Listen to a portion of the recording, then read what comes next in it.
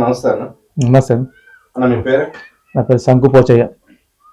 ఇప్పుడు నూతన సర్పంచ్ నందివాడ. అన్న మీ పేరు అన్న? నా పేరు నవీన్ రెడ్డి.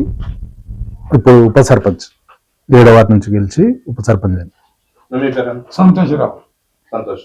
వార్డు మెంబర్ 3వ వార్డు. అన్న మీరు నూతనంగా సర్పంచ్ గా ఎన్నికారు కాబట్టి, సర్పంచ్ ఉప సర్పంచ్ వార్డు మెంబర్ గా ఎన్నికారు కాబట్టి, మీ ఊరు వాళ్ళకి ఏం చెప్పాలనుకుంటారు? మీ తరఫు నుంచి మిమ్మల్ని నూతనంగా ఎన్నుకున్నారు.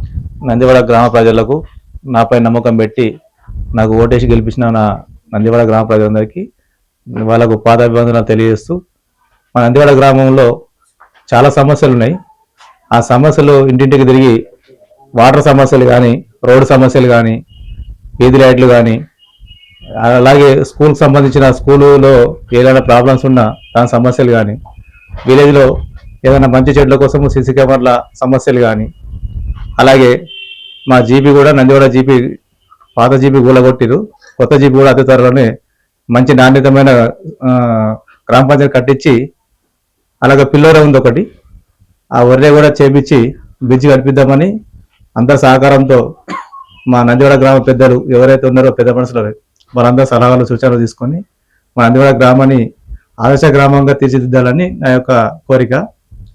అలాగే ప్రభుత్వ దృష్టికి తీసుకెళ్ళి ఊరి సమస్యలు ఏవైనా ఉంటే సర్టిఫికేట్ల విషయం కానీ, ఎవరికైనా చిన్న చిన్న సమస్యలు ఏమున్నా నేను అధికారుల దగ్గర తీసుకుపోయి వాళ్ళ సమస్యలు అతి త్వరలో తీరుస్తానని చెప్పి, అలాగే నందివాడలో ఎలాంటి ప్రాబ్లమ్స్ ఉన్నా నా ఇంటి ప్రాబ్లంగా గుర్తించుకొని ఆ ప్రాబ్లాన్ని నేను అతి త్వరలోనే చేంజ్ చేయడానికి ప్రభుత్వ అధికారుల ద్వారా నేను కృషి చేస్తానని చెప్పి మా నందివాడ గ్రామానికి మరొక్కసారి నన్ను గెలిపించినందుకు వారందరికీ ధన్యవాదాలు తెలియజేస్తున్నాను.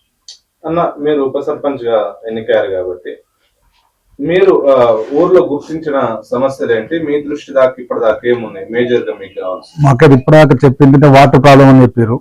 నేను ఒక రోడ్డు ప్రాబ్లాలు ఏమున్నా క్లియర్గా కలిసికట్టుగా సర్పంచ్ తోటి కలిసి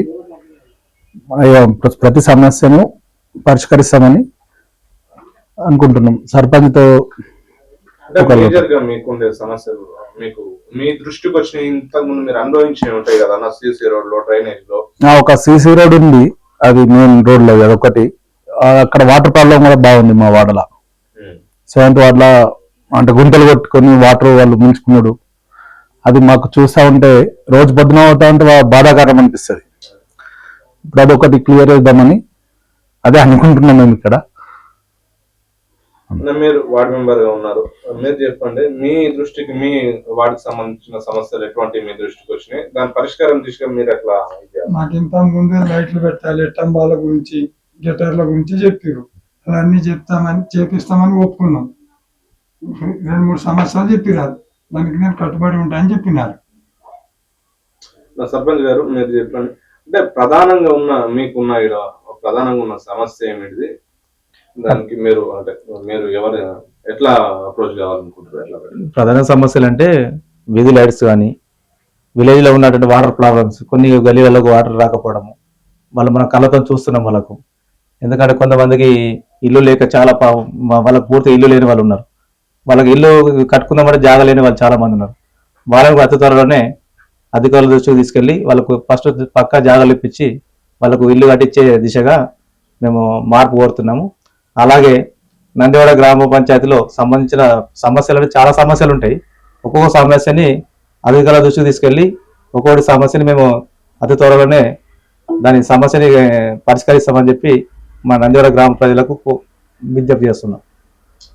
ఇప్పుడు ఇంతకు ముందు హయాంలో అంటే ఇంతకు ముందు సర్పంచ్ గారు కానీ వాళ్ళు ఉన్నప్పుడు ఏదైనా పనులు మధ్యంతరంగా ఆగిపోయి ఇప్పుడు కంప్లీట్ చేయాల్సిన ఏమన్నా ఉన్నాయన్న? అంటే వాళ్ళు చేసే పని వాళ్ళు చేసిరు కావచ్చు. అంటే ఇప్పుడు మేము జీపీ వాళ్ళ పరిధిలో ఒక గ్రామ పంచాయతీ కూలగొట్టారు. అంటే దాని రిపేర్ ఉండనా ఎట్లా ఉండదో తెలియదు, జీపీ కూలగొట్టారు. అయితే అది జీపీ ఆగిపోయింది. ఫస్ట్ నందివాడ విలేజ్ కి కావాల్సింది అంటే జీపీ. ఇప్పుడు మహిళా సంఘంలో జీపీ నడుస్తుంది అది అద్దెగా. ఎందుకంటే అతి త్వరగా జీపీ కూడా మా సమస్యగా తీసుకుని దాన్ని ఫస్ట్ ముందు జీపీ కట్టడానికి మేము కృషి చేస్తున్నాం. సమస్యలు చాలా సమస్యలు ఉన్నాయి ఇప్పుడు. ఎందుకంటే తీసుకొస్తే ఇప్పుడు డైరెక్ట్ ఇప్పుడు మీ మీడియా వాళ్ళకి తెలుసు ఎక్కడైనా సమస్యలు ఎట్లా ఉంటాయంటే విలేజ్ సమస్యలు చాలా ఉంటాయి. ఇప్పుడు ఒక్కటే గల్లీ గురించి చెప్తే కూడా కరెక్ట్ కాదు.